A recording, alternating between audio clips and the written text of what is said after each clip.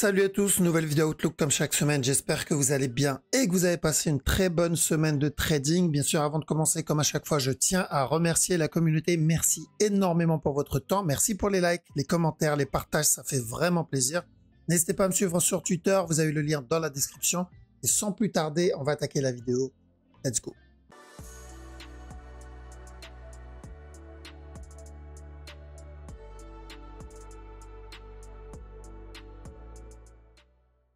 Alors, donc on va commencer avec le Bitcoin. Donc BTC, bien sûr, la direction sur la structure 4 heures daily n'a pas changé. L'objectif, c'est de revenir tester le précédent top. Donc 73 800, voire 74 000. Pas de changement là-dedans, ça se passe plutôt bien. Bien joué à ceux qui ont réussi à avoir le move et à ceux qui ont été patients, vu que maintenant, ça finit par payer. Le trade que j'ai pris, si vous vous rappelez, quand on était tout en bas ici, donc j'avais pris un petit trade dans la zone des 39 000, 40 000. Je suis toujours dedans. Bon, le prix a changé parce que j'ai rechargé dans cette zone, vu qu'on a un beau regular flat. Donc, j'ai rechargé après avoir pris des TP au top. Donc, c'est pour ça, si vous regardez dans mon trade BitGet, le prix d'entrée, le prix moyen a changé.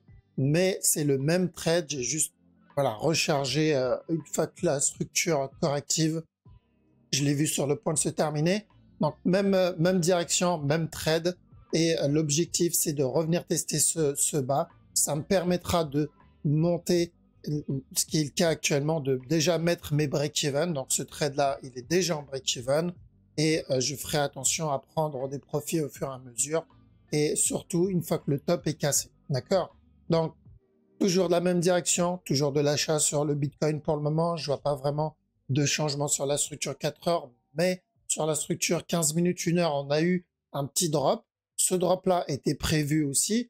Si vous vous rappelez, dans la précédente vidéo, je vous ai dit attention à un up et ensuite à un drop pour revenir péter ce bas, voire pour donner une structure corrective un peu plus grande. On a eu bien plus que prévu. Tant mieux hein, pour ceux qui ont tenté le sell. Par contre, attention ici, on pourrait commencer une structure corrective un peu plus grande. Ça n'invalide pas le gros move, évidemment, pour le moment, mais là, on peut avoir un plus gros B. Donc, si je cherche de l'achat dans ce move, je vais chercher de l'achat pour un B. Oui, il peut venir casser le top et donner l'objectif directement, mais je ne vais pas viser ça si je trade en interne. D'accord? Donc, ce que je vais dire ici, ça concerne que ceux qui tradent la petite time frame, donc 1 heure, voire en dessous d'une heure. En réalité, c'est plus 15 minutes, 5 minutes. Donc, pourquoi pas chercher de l'achat pour un B en plus petit TF. Donc là, ici, on passe sur du 15,5. On a notre impulsion, on a potentiellement un B. Tant que ce bas n'est pas cassé ici, pourquoi pas tenter des buy setup pour revenir tester ce top là. D'accord? Au-delà, c'est bonus. Donc là, on parle vraiment trading, petite time frame. D'accord? Donc on tente les petits buy setup en interne, mais gardez en tête que ça peut être juste une structure corrective. Okay? Il peut juste corriger et donner encore un autre plus bas et on retentera pour un B.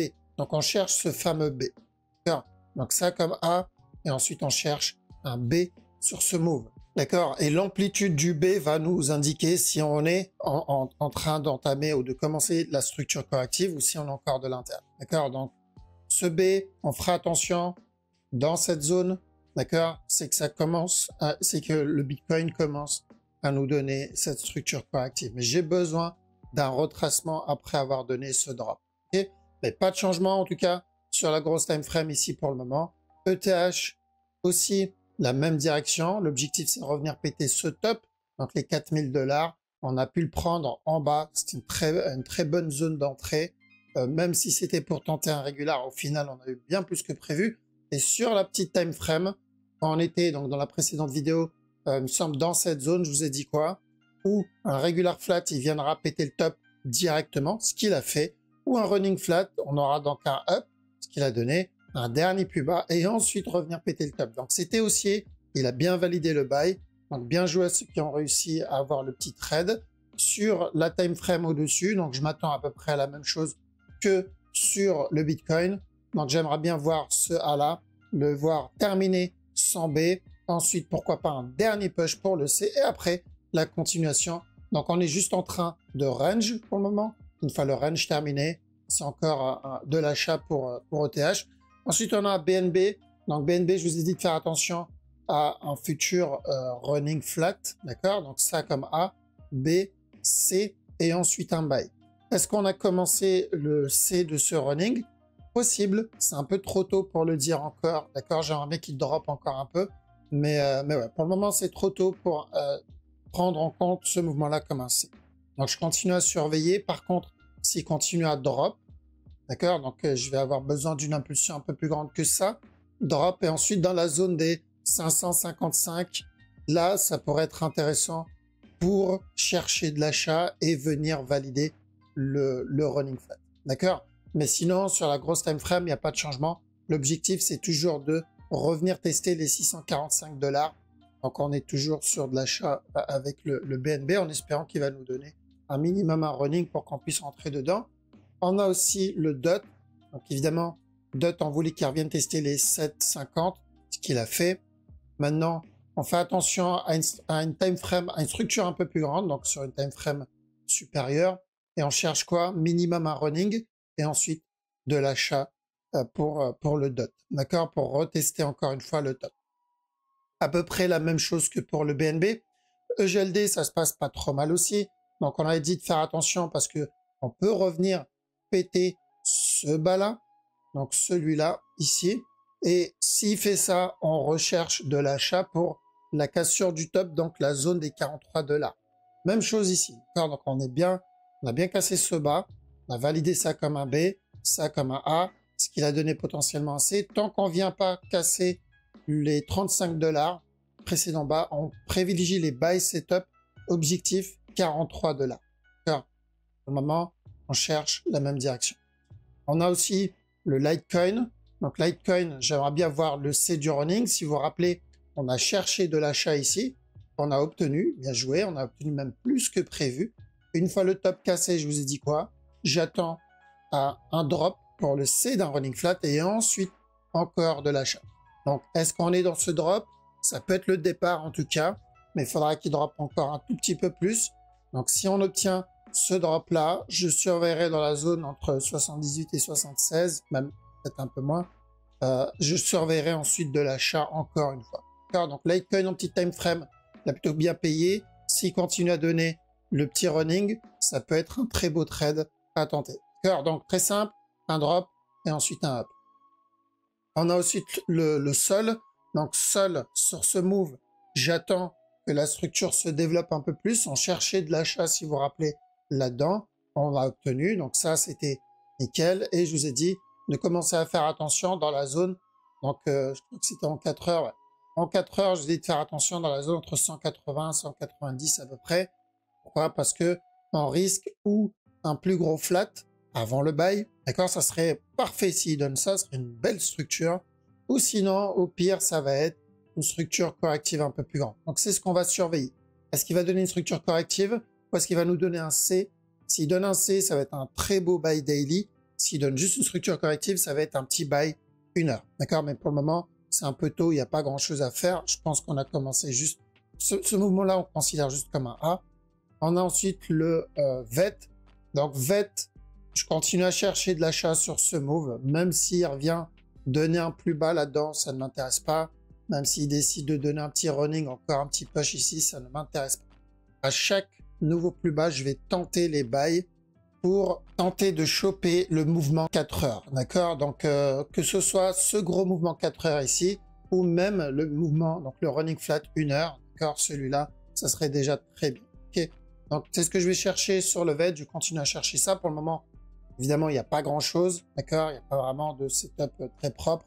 Le dernier qu'il a donné était celui-là qui n'était pas dégueulasse. Donc, s'il en donne un autre ici, pourquoi pas? Mais s'il me l'en donne après avoir cassé le bas, ça me va aussi, ok? Donc, toujours la même direction sur le VET, pas de changement là-dessus. Donc, si je dois faire un récap très rapide là-dessus, sur le Bitcoin, la direction 4 heures daily, c'est toujours revenir péter le top. Et en plus petit time frame, j'attends qu'il termine cette structure corrective et ensuite donc venir valider notre structure 4 heures.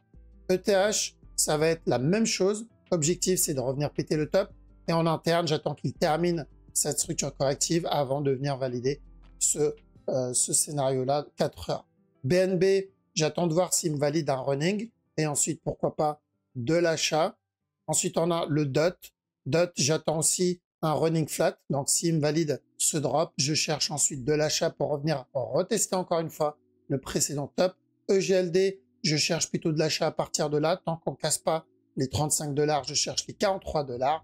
Et le Litecoin, je cherche aussi un running flat. Donc, j'attends qu'il termine ce C. Et ensuite, je cherche de l'achat pour revenir péter les 89 $, voire même retester les 90 $. Et le sol, je reste en stand-by parce que je veux surveiller si il corrige dans cette zone ou si on revient tester le bas. Donc, j'ai rien à faire ici sur le sol. Si je suis encore dans le buy, normalement, j'aurais dû prendre les TP quand on l'a indiqué.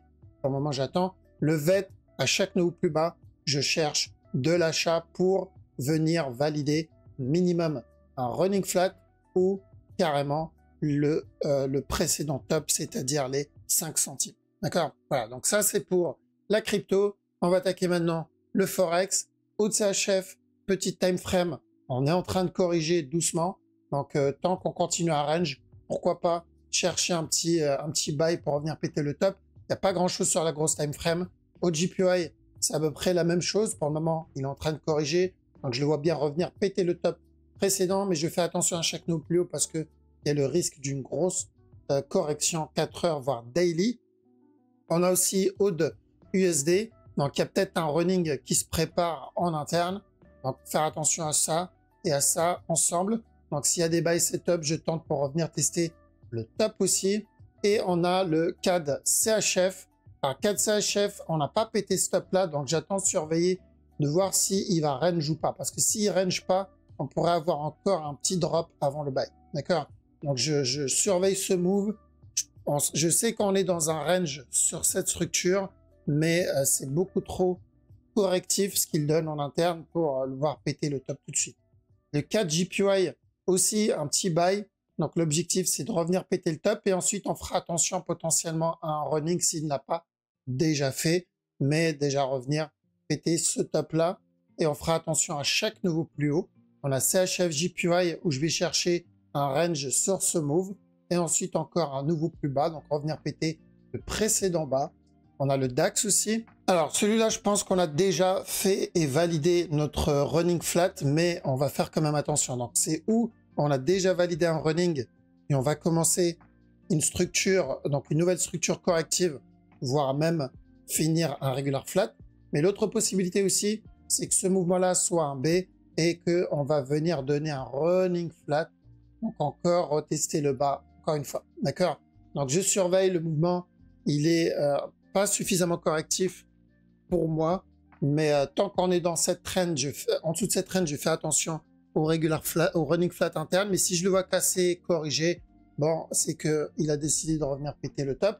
Sur la grosse time frame, je fais attention à chaque nœud plus haut parce qu'on n'a toujours pas terminé notre running. D'accord? J'ai besoin du C, du running flat qu'on n'a toujours pas obtenu. Donc, je dois faire attention à chaque push. On a aussi le DXY. Évidemment, sur la structure 4 heures, si vous vous rappelez, on cherchait ici de la vente qu'on a obtenue, ensuite de l'achat qu'on a eu. Et après, je vous dis, je cherche de la vente pour un C d'un running et ensuite de l'achat. Donc, je pense qu'on est dedans. S'il y a des buy setup, là-dedans, je tente. L'objectif, c'est de revenir péter le précédent top. S'il explose vers le bas ou s'il corrige, on oublie. Mais pour le moment, voilà, ça n'a pas été invalidé. On a aussi le Nasdaq. On a cassé le précédent top. Pas grand-chose à faire sur cette structure. Par contre, sur de l'interne, on a eu cette impulsion. Je fais attention à une correction. Et ensuite, pourquoi pas encore un nouveau plus bas pour minimum une structure corrective. S'il donne plus, tant mieux. Mais voilà, on considère le mouvement qu'il donne en interne comme un B. On a Euroad où il y a potentiellement un flat qui se prépare. D'accord? Donc, faire attention à ce mouvement-là. Tant qu'on reste dans cette zone, on pourra avoir encore un autre plus bas. S'il s'éloigne, on pourra partir pour une nouvelle structure. Mais pour le moment, le flat est toujours possible. Il y a aussi EuroCAD. Alors, EuroCAD, j'aimerais bien voir un petit push baissier. D'accord? Et ensuite, donc je veux le C de ce running si je veux continuer le buy. Petit time frame, il n'y a pas grand-chose. Je vois une petite fin de structure qui se prépare, mais c'est encore trop tôt. On a EuroJPY, un running flat, c'est ce qu'on veut. On cherche un drop. Et ensuite, encore de l'achat pour venir valider ce running. EuroNZD, un B, tout simplement. On peut considérer ce mouvement-là comme un A. A ça comme B, donc pourquoi pas un C là-dedans. D'accord? Donc on peut chercher les sell setup. Objectif, c'est de donner donc ce C. Et après, s'il veut continuer son push pour un regular flat, ça pourrait être intéressant. Euro USD, attention sur ce move parce qu'il y a la structure 4 heures. Tant qu'on n'a pas pété le précédent top, on doit faire attention à un potentiel running. D'accord? Donc si j'ai des sell setup, je fais attention à ça.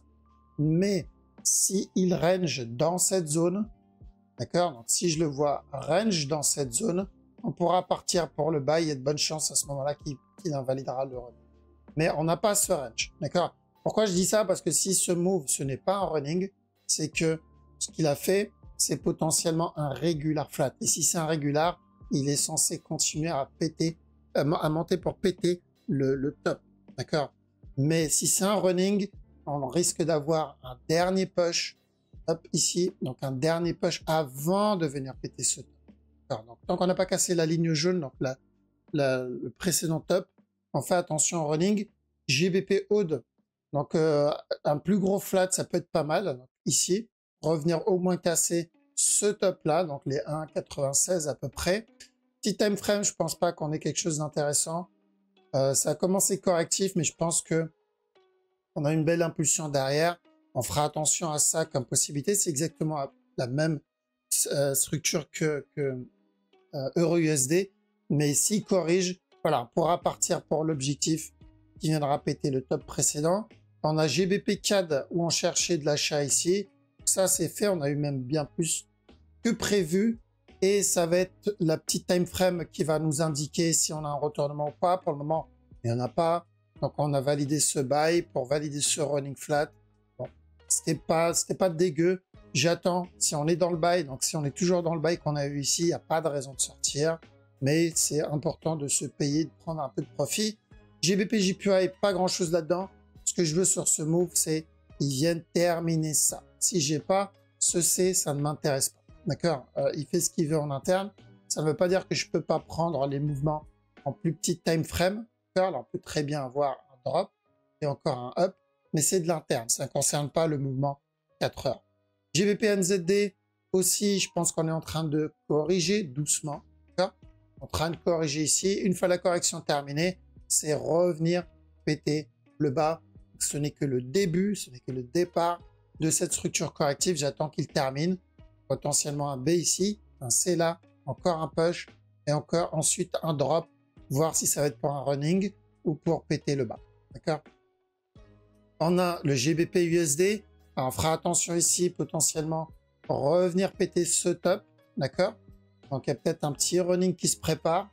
Une fois le top cassé, il faudra bien manager son trade parce qu'il y a l'autre C, il y a celui-là. D'accord? Donc, un petit drop encore et ensuite un autre push et le NZD USD, un petit range en préparation. On n'a toujours pas obtenu d'ailleurs le C du running. Hein. Celui-là, il est toujours tout seul. Donc, j'aimerais bien le voir le donner, même si c'est plus tard, c'est pas très grave. Au moins valider cette structure. Et en petit time frame, il y a un petit flat qui se prépare là-dedans. On a eu ce drop, donc il termine le B, et ensuite le C après, continuer et donner un dernier push. On a NZD CHF, aussi, faire attention, on peut avoir un autre plus haut, voire même un drop et encore un push derrière pour valider un running flat, mais à chaque nouveau plus haut, on se protège parce qu'il y a une petite fin de structure qui se construit là-dedans. Et pas de raison de sortir du trade entièrement parce qu'on est dans la bonne direction. On avait dit chercher de la vente ici et ensuite de l'achat pour ce running. Bon, pour le moment, il est dans la bonne direction. On a NZD JPY qui, donc là-dedans, on surveille la structure supérieure parce que si on regarde bien, surtout en weekly, on voit que ce mouvement-là, c'est pas le mouvement le plus agressif, d'accord? Même s'il donne des plus hauts, on doit faire attention parce que à chaque nouveau plus haut, on risque un gros spike, mais vraiment une grosse impulsion agressive dans l'autre sens. D'accord? Faire attention là-dedans. Petit time frame, bon, j'ai pas grand-chose. Le mouvement qu'on attendait ici pour un plus gros flat, toujours possible, mais si j'ai pas de C, d'accord? Si je n'ai pas un C, c'est pas intéressant à tenter. Je vois qu'il y a peut-être une fin de structure, qu'il y a une perte de momentum, mais j'ai pas vraiment de sell setup encore. On a USD CAD. Donc USD CAD, attention au flat. toujours le même flat. On attend juste de voir qu'il termine ce move. Celui-là, et ensuite encore un push pour revenir péter le top. Même s'il revient tester ce bas, ce qui est possible, pour avoir un running. Donc à chaque move plus bas, tant qu'on reste dans cette zone, attention à de l'achat. PSDJPY, donc futur running probablement en préparation. Je vois potentiellement une fin de structure ici. Donc si je le vois me donner un drop, je continue à chercher encore de l'achat sur ce move. US Oil, on a cassé ce bas, donc potentiellement l'expanding, ce qui me semble... Voilà, expanding, c'est quand même une structure qui est relativement rare, donc on voit pas ça souvent. Mais le bas, il est cassé. Mais si je dois chercher de l'achat, je vais chercher de l'achat minimum pour un C. Parce que si c'est pas un expanding, il est peut-être en train de valider un running en cours. Donc pourquoi pas tenter le buy pour un C. De toute façon, on a une petite fin de structure en cours ici. Au pire des cas, on aura une correction. Alors le silver, donc petit time frame parce que le gros move, on n'a pas vraiment trop de changements. On est venu péter le top. Donc je pense qu'on est en train de commencer une structure corrective. Mais c'est encore le départ de cette structure corrective. Donc en petit time frame, j'ai pas vraiment de retournement. Attention running ici, mais à chaque niveau plus bas, on ira chercher minimum un B. D'accord? Donc on peut préparer un plus gros move ici, surtout lié à celui-là. D'accord? Mais bon, ça changera pas grand-chose. Au lieu d'un A, on a un C. Et si c'est un A, on verra une structure corrective qui va durer un peu plus longtemps. On a aussi le gold qui est à peu près la même chose. Donc, où on est en train de valider ce mouvement-là comme un running. Et dans ce cas-là, on cherchera de l'achat une fois le bas, tant que le bas n'est pas cassé. Ou sinon, il est en train de valider une structure corrective plus grande. Pour un futur running. Donc, running flat, minimum. Et si range dans cette zone, voilà, au moins le message, il est clair à ce moment. OK. Donc, crypto, pas de changement. Toujours la même direction. Faut juste patienter encore un tout petit peu. Ça peut mettre un peu de temps pour donner une structure corrective 1 heure. Mais je pense que le plus gros, on l'a déjà fait. La plus grosse attente sur cette structure, on l'a déjà fait. Faut juste surveiller le move en petit time frame. Si on trade la petite time frame, faites attention aux gros moves si vous prenez les petits sells. Parce que la direction, faut toujours la garder en tête quand vous vendez en petit TF. Ok les amis, merci pour votre soutien. Encore une fois, merci d'avoir regardé la vidéo jusqu'au bout. Passez une très bonne soirée. Je vous dis à la prochaine. Ciao. Au sommet du monde financier, on appelle ça le trading. Wave trading France, les rois de la rentrée d'argent. Les bons stars se sentent comme des présidents, prêts à conquérir la scène, notre style est flamboyant. On carbure à l'adrénaline, on est des fous du risque.